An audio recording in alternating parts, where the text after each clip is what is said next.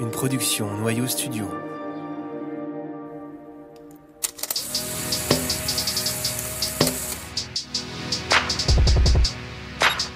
Vous écoutez Vision, un podcast sur la photographie contemporaine.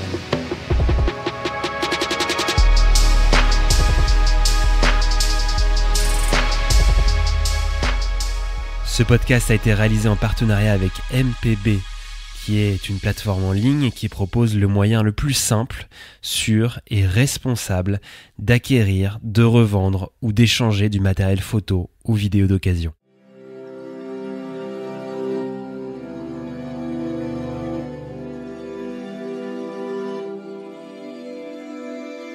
I photographed a girl around 8 years old. She's wearing a pink bikini and she's also wearing a pink watch. And she's standing by these black rocks in Guadeloupe, a French Caribbean island. It's sundown, or it's right before sundown, so the stones are not black anymore, they are red, and her skin has almost the same color nuances as the rocks. And she's looking straight towards me, and she's looking quite strong, but also very vulnerable at the same time. This image is important to me for several reasons. One of them is that it was a project that I did with a friend from Guadeloupe called Anaïs Makuke, and we did a story on a pesticide which has infested the island and been used on banana crops. Decision made by the French government. It has infiltrated the land, the nearby sea, the rivers. It has been found in women's milk when they breastfeed. It's been found in eggs and in cows and so on and so on. So this was a very important story, and it was also important because it hasn't been that documented, at least not outside of France. This portrait is not a portrait of someone who is sick, or I think we've seen enough black bodies portrayed in a way that is quite violent, which is not what we were interested in doing. So for me, this portrait has a sensitivity to it that I really wanted to bring forth.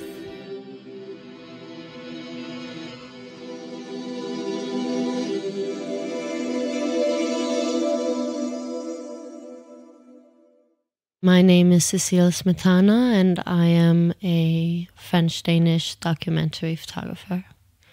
I was born in the north of Denmark to a Danish mother and a French father. I usually say that he has no nationality, and that has impacted my work tremendously. I studied photojournalism, and I studied art photography, and I was based in between Mexico and New York for a while, then back and forth to Copenhagen, and I am now in Paris and have been here for a few years. So I grew up as the eldest of a bigger family. I have 4 brothers, and I think because of my father's origin, which is French Arabic, we were very much in this kind of in-between culture all the time. I was very interested in North Africa from a very young age, and because of this. And growing up, I was so immersed into journalism. I started reading newspapers, started looking through images that I saw. Most of them were from Central Africa, because this is a time where social media had no place. So photography for me was only documentary photography. There was no such thing as personal photography in my world, at least. And that didn't change until I became way older and discovered Sally Mann, who photographs children in a way that I find incredibly inspiring, still to this date. But back then, I would be reading newspapers, and I really wanted to become this war conflict photographer. And when I started working in conflict zones, I realized that looks different than what it is as an experience. I think I was quite naive about it, if I'm being honest. I didn't think about the repercussions. And I think coming back from Congo or areas in Mexico that are quite tense, I realized that nobody really understood what I had been going through. Even though I wasn't aware of it at the time, I think that played a factor into the photography I'm doing now, which is a lot more, I would say, personal. When I started working as a photojournalist, I worked a lot in Central Africa, Rwanda, Congo, worked quite a bit in Mexico as well. But when you work alone as a female photojournalist, there are certain things that you have to be aware of, and you also feel more vulnerable.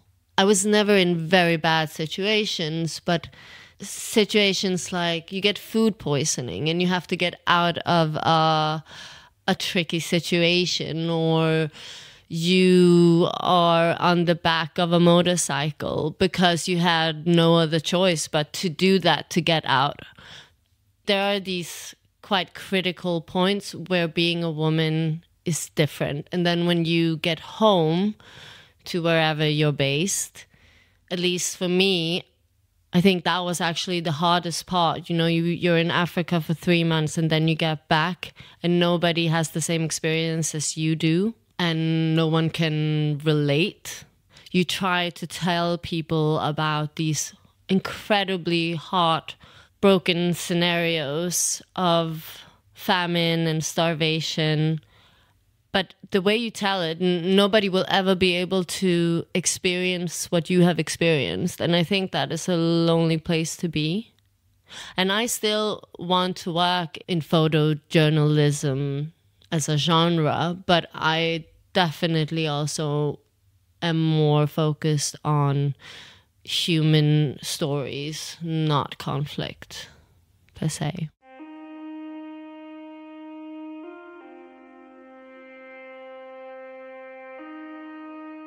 My mother was this very Danish, feministic woman from a big Danish family, and my father grew up in North Africa, mostly Algeria. His family were originally part of what is known as Pieds Noirs, so the French colonizers who came to Algeria. But because of the way my father's family looked, as they were a bit darker, they were also treated as Algerians, which means, in this case, treated worse than the French. And I think that made my father alienate himself from French culture.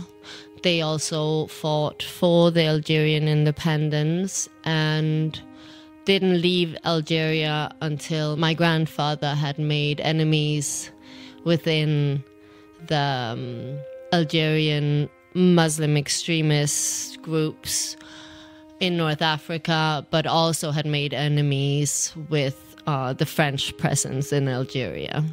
I think leaving North Africa became a trauma for my parents, or for my father's family. And growing up with him was a very, very different experience from my friends. And I think most people who have parents that are not from the same country as their kids will relate to this. When you grow up with a father who doesn't understand Danish culture, who thinks that the women who are sunbathing outside half naked are prostitutes. You know, these kind of experience shapes you, and I was not allowed to do the things that my friends were allowed to do. I think in Denmark, in Scandinavia, there is a very clear kind of equality between men and women. I think there is less so in France, and there is even less so in North Africa. And I think my father was petrified of what Danish society would do to his daughter. This has also really made me quite confused about my own identity and nationality. I think the reason why I work in predominantly French-speaking countries or islands is because I feel like I am part of French history, but I don't feel like I'm French. And I don't know how I feel about my Danish nationality either, because my father felt very estranged from that. And I do think there is this sense that you inherit your parents' trauma, whatever that may look like.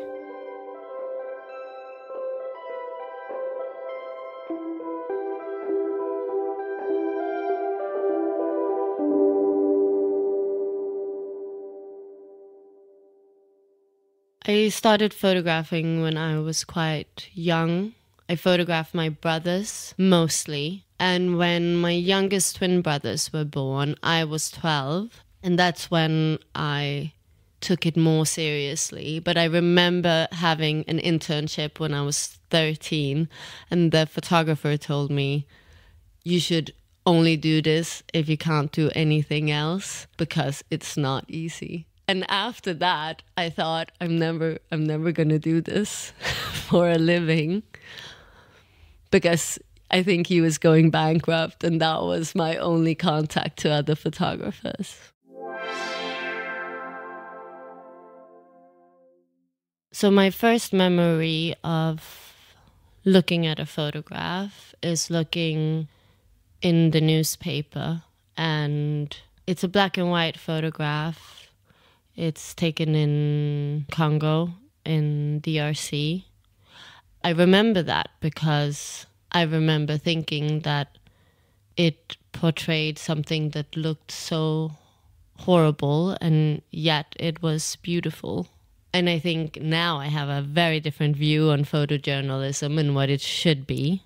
But back then, that was the only window to the outside world. So I think when you're a child, that is amazing in itself. And the second photograph I saw that I think changed my life, or at least my photographic life, was Sally Mann's photograph of a girl standing in a white dress outside, and she's smoking a cigarette.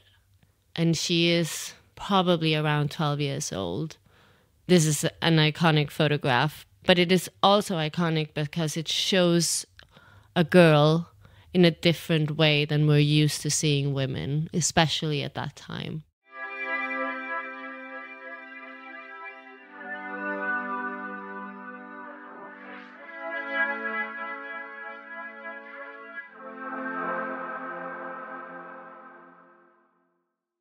My biggest inspiration is Gabriel Garcia Marquez, who wrote 100 Years of Solitude, because the way he describes certain events is so filled with emotion and color and feeling. And many of his situations are photographs.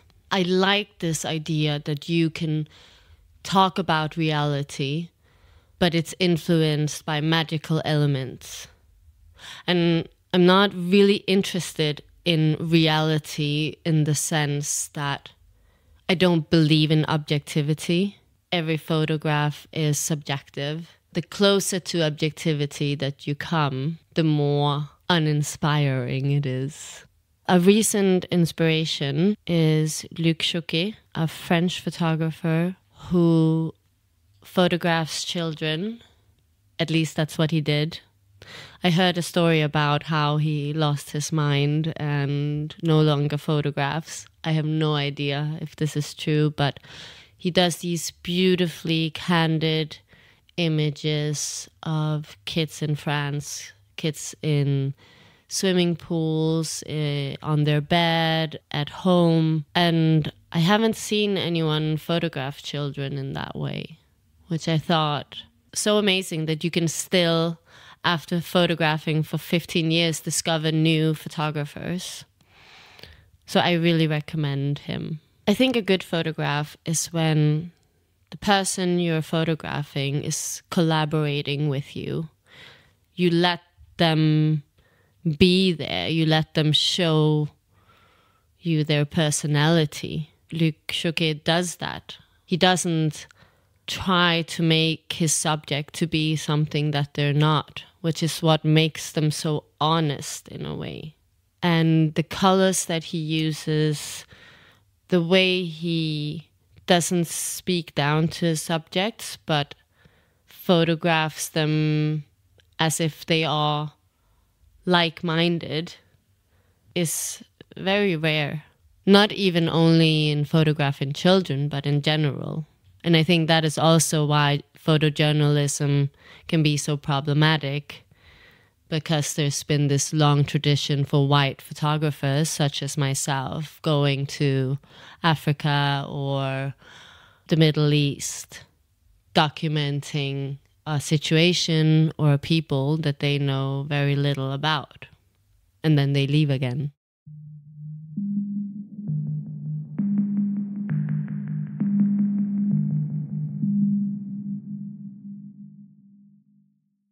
My most recent documentary project was in the French Caribbean. It was really important to me that I worked with a person who was from the island, who was from Guadeloupe, where the project was taking place, because I can read as much as I want about it. I can spend months and time there, but it's not really my story to tell. And my friend Anaïs Makuke, who is a writer, had told me about her upbringing in Guadeloupe, and we had lost touch for 10 years. And her story about growing up in the French Caribbean really stuck with me, and I couldn't get her story out of my head.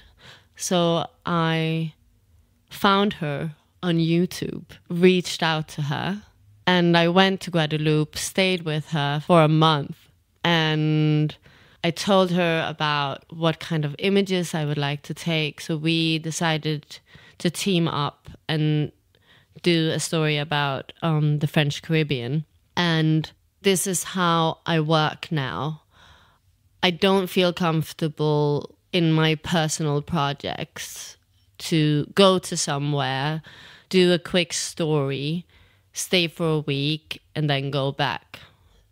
It feels like I am not making enough effort if I do that, and I also wouldn't feel comfortable in that scenario. I think when you're a white documentary photographer and you go to areas where you are the most privileged person there, you have to be aware that there are so many moral and ethic questions that you will be faced with, and you will fail in most of them. So in my own personal work, I always want to team up with someone who knows the culture, knows the country. And I think it gives the best result in the end. And I think the project could not have been made without Anaïs.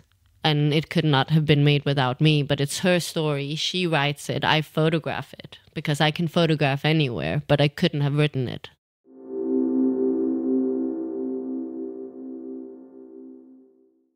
When I worked in Congo, the second time I was in Congo, I lived with this family. And even though I try to be hyper aware, there is always this sense, why are we eating so well? Well, we're eating well because they want you to be comfortable. So all of a sudden, you're actually a financial burden. And then there's the question, should you give money? And you should, in my opinion, absolutely not. But you can't erase the fact that after however long you are there for, you can leave. And in this case, the people I spent the most time with, that's all they want is to leave, but they don't have the option. So I think it's quite impossible to make the right decisions all the time. I know I've made a few that I would not have made again.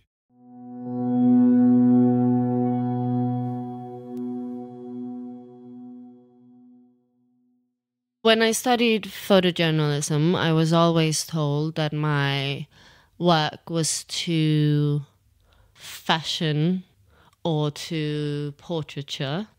And then when I started doing more commercial work, I was told that it was too documentary or too photojournalistic. Now I think I'm finding a balance that I like. The good thing about my particular education is that you learn to work in shitty scenarios. You learn to cope with bad light, rainy weather. You have 5 minutes to do a portrait and it's gonna be the cover, so you better get it right. These things are invaluable, for me at least, but I wouldn't say that I work as a traditional photojournalist.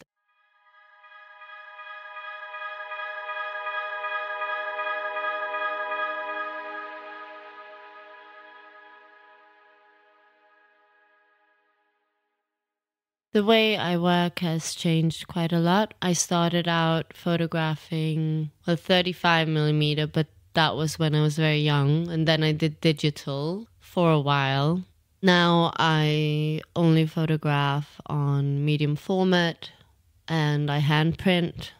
That's how I get the best aesthetic result. But I don't think that there is a medium that I prefer in that sense. There are downsides to a slow RB67 camera, and there are definitely also great things about the aesthetics of it. I photograph, obviously, and then my partner and I handprint together, which has changed the way I photograph because the colors are so different from what I used to do with digital. I do also think that it can be a problem when you rely on the aesthetics too much. There's so many great film photographers, but just because it's beautiful doesn't mean it's a good photograph.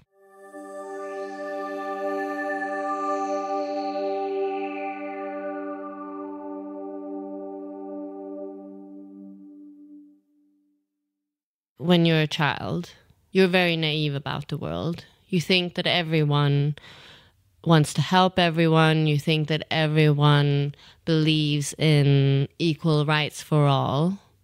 And I think when I started reading, that's what I thought. And then I became, at a very early age, very interested in African American culture. I was very into literature. I read a lot about Malcolm X and so on. And I think I took that naivety with me.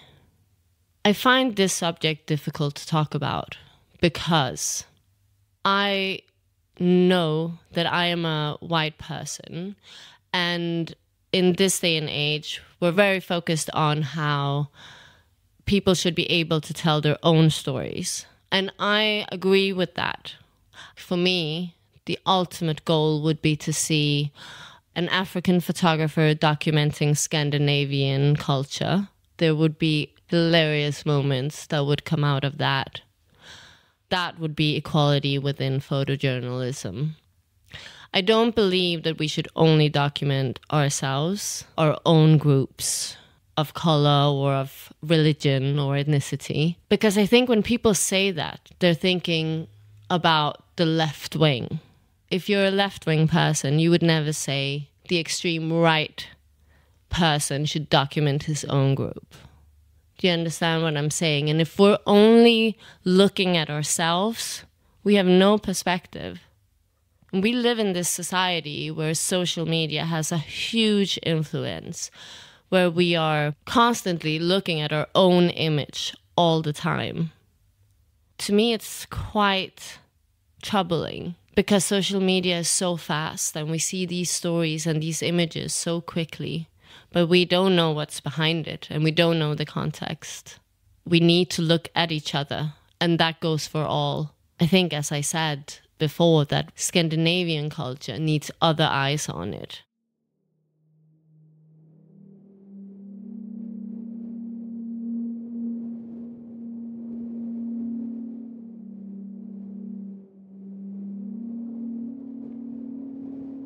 I'm not interested in photographing myself. To me, that sounds incredibly boring. The latest project that I've been working on is as close as I'll ever get to that. I started working on Sirocco 6 months ago, so it's very new. Sirocco is the wind that comes from North Africa and blows over the Mediterranean Sea and onto southern Europe. And it creates these winds of sand. When it's really bad, you can almost not see anything through it. And because the sand comes from Sahara, in some Italian villages, they call it blood rain. It sums it up quite well that the Mediterranean identity is so intertwined. The Mediterranean coastal cities and villages have more in common with each other than Marseille and Paris, for instance. I think Marseille and Napoli has more in common. And my project is that I wish to follow the Mediterranean coastal line. I would love to go back to Algeria with my father. I don't know if it's going to happen because the Algerian borders are quite strong, in the lack of better words. For me, when I look at my own family's history, my father has never been French. My grandfather has never been French, but they weren't Algerians either. And I know that when my father goes to the Mediterranean, he says, I'm going home, which is quite special. And I relate to that. There is a special sense of belonging there for me. That's what my project is about.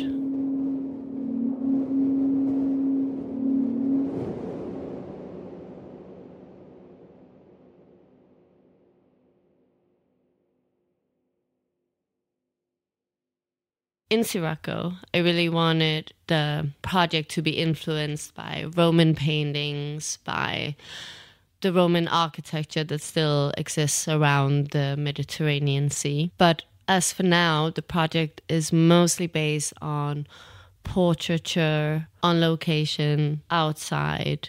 They are both staged and photographed in the moment. The project has been so much fun to do, but also terrifying. And after 15 years, I'm still hesitant when I walk up and ask someone if I can take their portrait.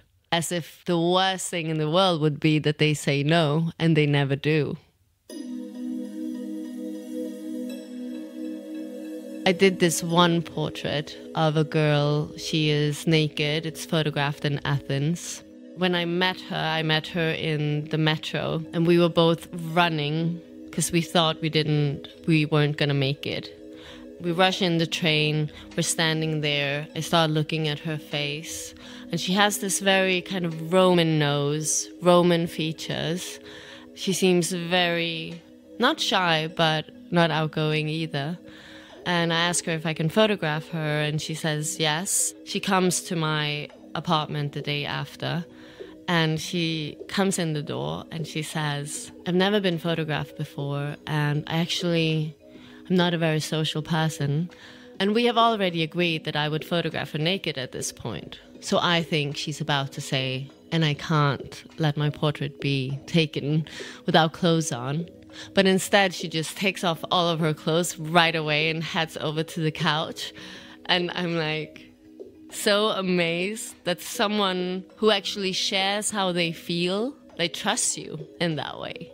I'll probably never see her again. But I think these kind of moments is what makes it for me.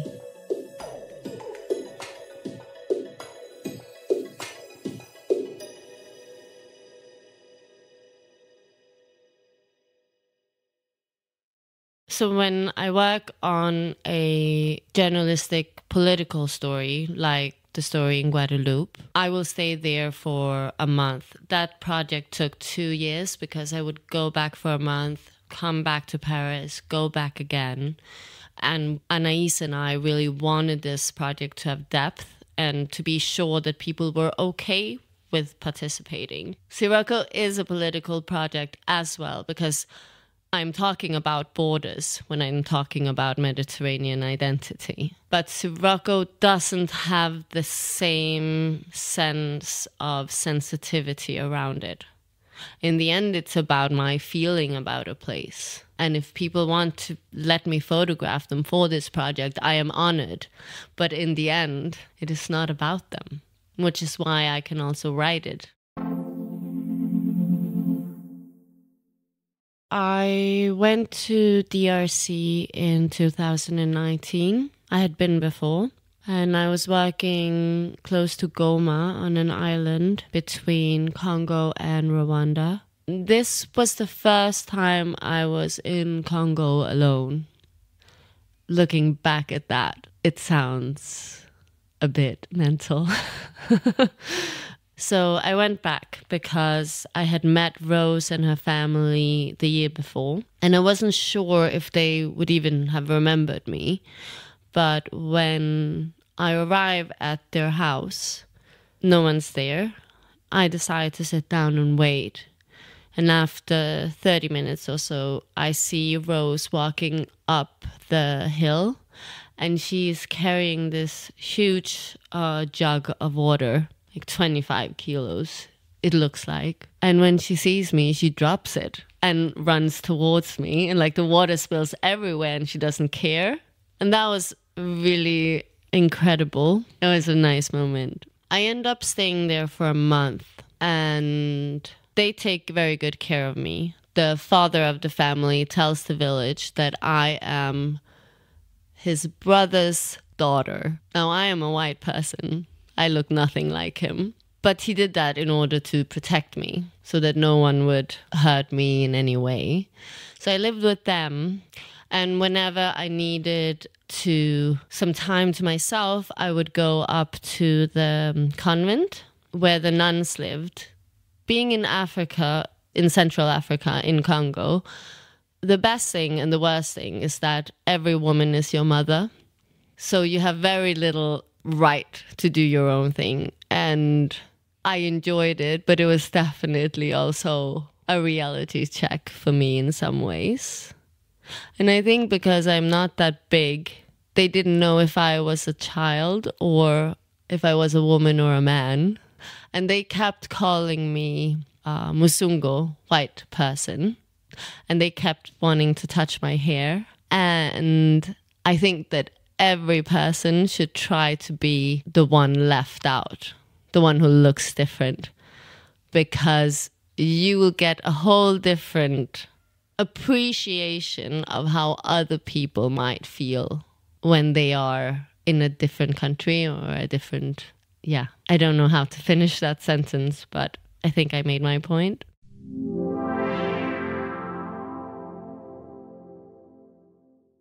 The story about Rose should have been a story about her family and how they wanted to leave. But I had to go because my camera broke. So I left the island to get it fixed and I wanted to go back the next day. But the next day I had gotten food poisoning. And not in a way where you're feeling a bit ill, you have to drink some water, but in a way where I couldn't stand up. So I crawled out of bed. I was living in a house with other journalists, except they were all on assignment. So I crawled out of the house down the floor. I was wearing a t-shirt, but I wasn't wearing any trousers. So I tried to cover my body up in a duvet, but it kept falling off. And I got out into the yard and I started screaming for help because I feel like my body is destroying itself. Somebody finds me and I don't really remember because I keep blacking out, but they get me to a hospital and the doctors tell me I have malaria, which I don't have. and the bills just keeps coming $100 every 20 minutes. And at the end, I'm like, I have to get out of here. So I pay someone to drive me over the border. And this is the time where there is election in Congo. So the borders keep closing into Rwanda. And I'm quite worried at this point. But I get over the border and I get myself out of that situation. And I end up finding a place where I can recover. But I will say that this has also made me come to the conclusion that I will never do this alone again. I had friends and families on both sides of the border. I was as safe as I could possibly be, but at the same time, there is no way of protecting you from car crashes or food poisoning in those kind of situations.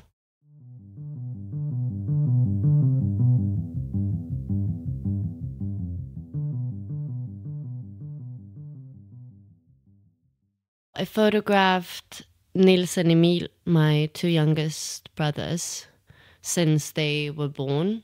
I did a portrait of them, which was my first international publication, which was in National Geographic. And then during COVID, I did another story about them for ID magazine. And now they are 25. I will still photograph them, but I will say youth and identity are directly linked together. And what interests me is that you're figuring out who you are.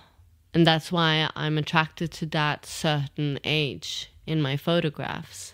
I think it comes back to identity, like who you are. And in the most interesting photographs are photographs that question how it is to be human.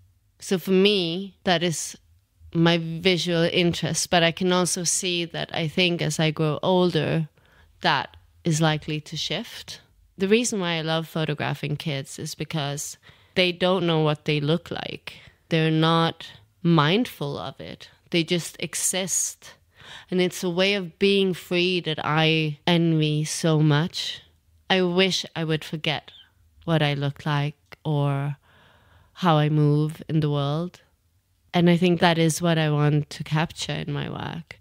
I don't always think that knowledge is such a great gift. And in the end, nobody cares. No, everyone is wrapped up in their own vision of themselves. But before you get to that age, you still focus on how you feel, what you want to do.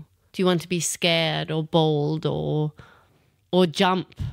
And then at some point, you start looking at how people are looking at you.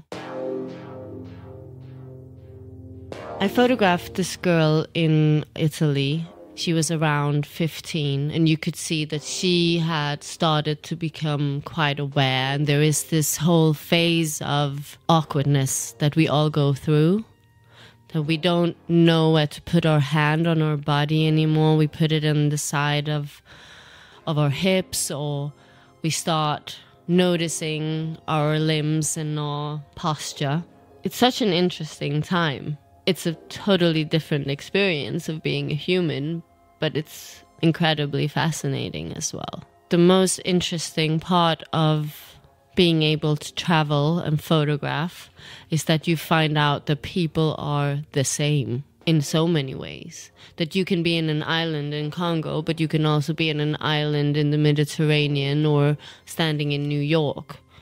And the teenage experience is not the same 100%, but there are so many phases that we all go through. And it sounds so cliche, but we all want the same things. We just want them in a different way, or we have access to them in a very different way.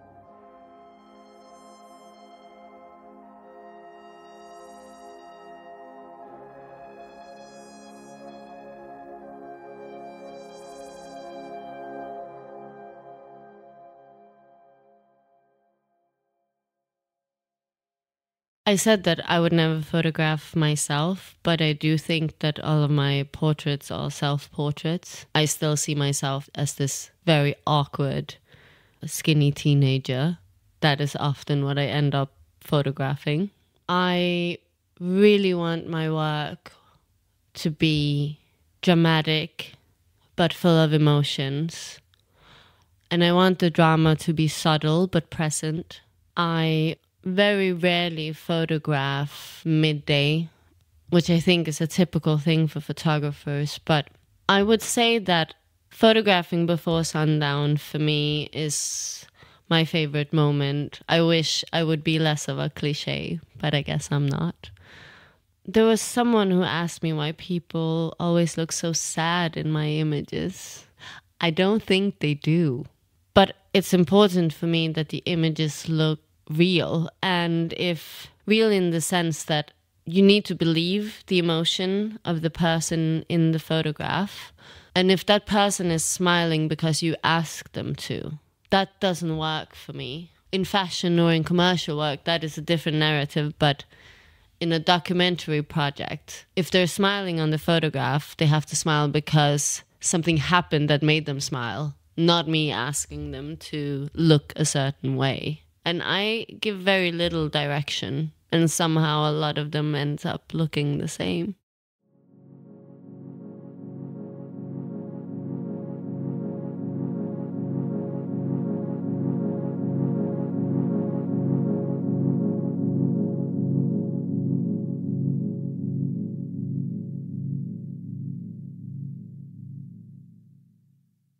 When I was younger, I would take all the money I had and every occasion I had to do my own personal project. I don't do that anymore because you also have to pay your rent and have a life outside of photography. I think today I research a lot more. I prepare myself a lot more. I spend the time that I need to on my projects. I don't rush it. If it's not good enough after a month, then it's not good enough. So I'm more patient with my work. And I think I'm developing it because I am working also in fashion, because I'm also working commercially. I now have more inspiration from different sources, which I think has been a great gift in many ways. I've had editors calling me because they thought I had done a project in an African country, and in reality it was a fashion editorial in Vogue Italia, which is so different. But I also think that speaks to people's perception of how people are usually portrayed.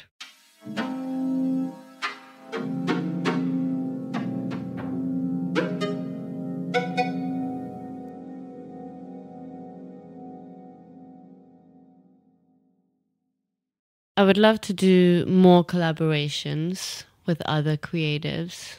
That's also why I scaled down on photojournalistic work, because I miss working with people. I think what can be great about doing a fashion story is that all of a sudden there is someone else who cares as much about it as you do, which is rare. And in that sense, what fashion does provide is a industry for photography that still exists. And today there are so many incredibly talented creative people, and more people of different backgrounds have access now to do these things.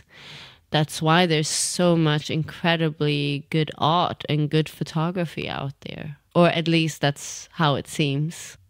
I'm about to go to the States to do a project with a professor from a British university.